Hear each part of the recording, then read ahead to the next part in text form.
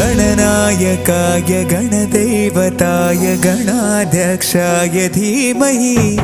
गुणशरीराय गुणमण्डिताय गुणेशानाय धीमहि गुणातीताय गुणाधीशाय गुणप्रविष्टाय धीमहि एकदन्ताय वक्रतुण्डाय गौरीतनयाय धीमहि गजेशानाय भालचन्द्राय श्रीगणेशाय धीमहि